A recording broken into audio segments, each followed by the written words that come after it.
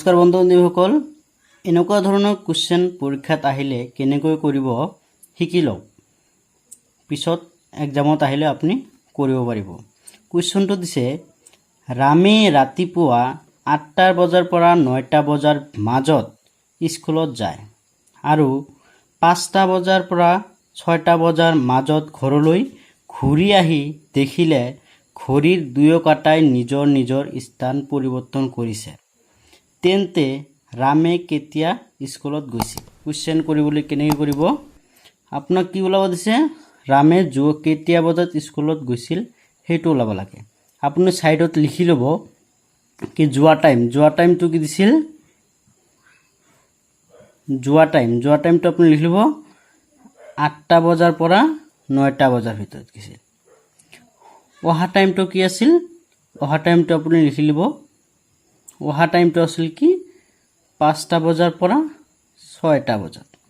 এতিয়া যদি আপোনাক যোৱা টাইমটো ওলাব দিয়ে কেইটা বজাত গৈছিল, তেতিয়া আপুনি কি কৰিব? এইটো সূত্ৰ হ'লে এইটোৰ লগত এইটো ৰিলেশ্যন, এইটোৰ লগত এইটো ৰিলেশ্যন। যদি আপোনাক অহা টাইমটো ওলাব দিয়ে, অহা টাইমৰ লগত যিটো পাছ আছে ইয়াৰ ইফালে যিটো থাকিব সেইটো কৰিব।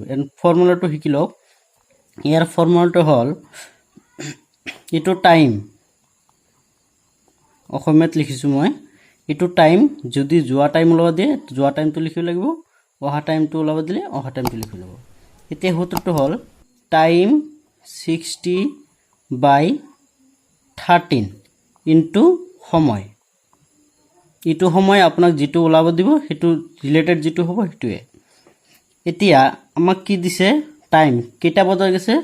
৮টা বজাৰ পৰা ৯টা বজাৰ মাজত গৈছে, মানে ৮টা বাজিয়ে তাৰ কিছু সময়ৰ পিছতহে গৈছিল।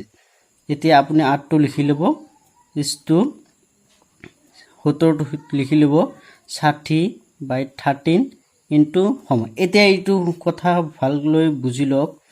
এতিয়া আপোনাক যদি যোৱা টাইমটো ওলাব দিছে কেতিয়া বজাত গৈছিল, তেতিয়া যোৱা টাইমটোৰ লগত কি আছিল? ইয়াৰ লগত ইয়াৰ ৰিলেটেড ক্ৰছ কৰি দিব। ইয়াতে কি ল'ব? 6টো ল'ব লাগিব।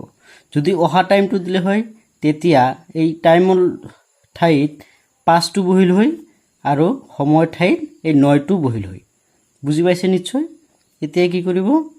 এইটো কেলকুলেশ্যন কৰি দিয়ক, এনচাৰ ওলাই যাব। এইটোৰ লগত এইটো পূৰণ কৰিলে কি হ'ব?